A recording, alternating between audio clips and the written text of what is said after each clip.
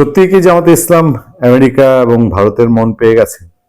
প্রশ্নের উত্তর খুব জটিল হলেও সময় যত ঘনিয়ে আসছে তত এই জায়গাটা কোথায় যেন ঘোলাটে হচ্ছে। মানে এতদিন ধরে গত এক সপ্তাহ ধরে যেই আলোচনা বা 2 সপ্তাহ ধরে যে আলোচনা, মেইনলি ওয়াশিংটন পোস্ট যখন বলছে যে আমেরিকা নাকি আগামী দিনে বাংলাদেশে, মানে ওয়াশিংটন পোস্টের রিপোর্টের সারমর্ম যেটা, যে আমেরিকা জামাত ইসলামীকে চায় কিনা বাংলাদেশে, এই ধারণাটা কোথায় যেন গত এক সপ্তাহে ধাক্কা খাওয়া শুরু করেছে। বিশেষ করে ভারতের সাথে আমেরিকার বাণিজ্য চুক্তি এবং ভারতের পররাষ্ট্রমন্ত্রী এস জয়শঙ্করের মার্কো রুবিওর সঙ্গে বৈঠক আমেরিকায়, এবং বাংলাদেশে ভারতের হাই কমিশনার প্রণয় ভার্মা এবং মার্কিন নতুন রাষ্ট্রদূত ব্রেন ক্রিস্টেনসন, এই দুইজনের খুব জরুরি গোপন বৈঠক।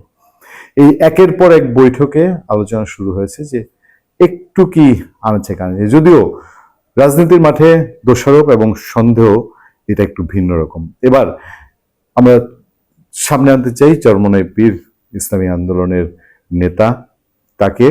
কারণ হচ্ছে দিনের বেলা আমরা আপনাদেরকে জানিয়েছিলাম যে হেফাজতে ইসলামের আমির খুব স্পষ্ট করে তিনি বলছেন যে জামাতকে ভোট দেয়া বাংলাদেশের মুসলমানদের জন্য জায়েজ হবে না, জামাতকে ভোট দেয়া হারাম। এবার চরমনায়ের পীর তিনি খোঁচা দিয়েছেন একটু ভিন্ন জায়গায়, তার খোঁচার মাত্রাটা ভারত এবং আমেরিকাকে লক্ষ্য করে, যদিও তিনি ভারত আমেরিকা ঘেঁষা জামাত সেরকম বোঝানোর চেষ্টা করছেন। ইসলামী আন্দোলন বাংলাদেশের আমির চরমনাই পীর মুফতি সৈয়দ মোহাম্মদ রেজাউল করিম বলেছেন, বিএনপি জামাত কেউ বলেনি ইসলাম ভিত্তিক রাষ্ট্র পরিচালনা করব, তারা বলেছে প্রচলিত ধারা অনুযায়ী রাষ্ট্র চালাবো।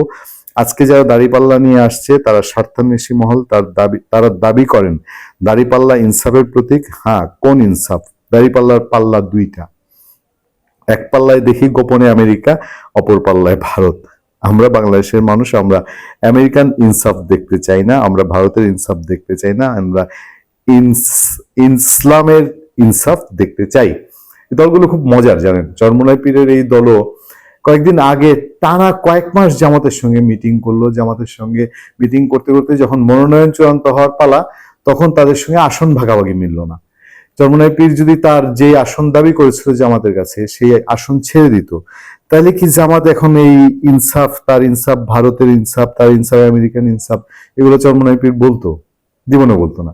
আবার দেখেন জামাতে ইসলামী আপনার কাছে গিয়ে বলছে যে তারা বাংলাদেশে আল্লাহর আইন চায়, আবার আমেরিকান রাষ্ট্রদূত ব্রেন ক্রিস্টেনসনের কাছে গিয়ে বলছে না না, মানব দুনিয়ায় মানবের আইন, আল্লাহর কাছে আল্লাহর আইন। ব্যাপারটা এরকম না।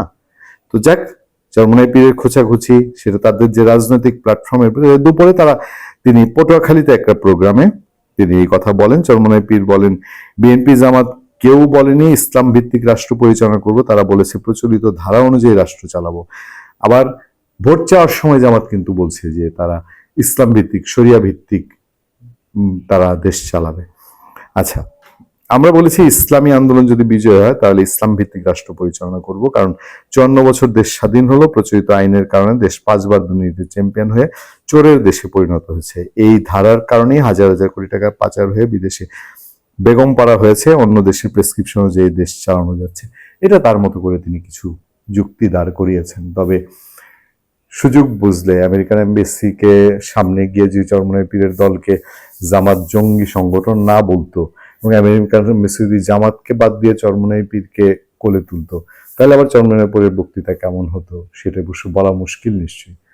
ভালো থাকবেন, সুস্থ থাকবেন। আপনাদের সাথে আমি আতিক রহমান, পূর্ণিয়া।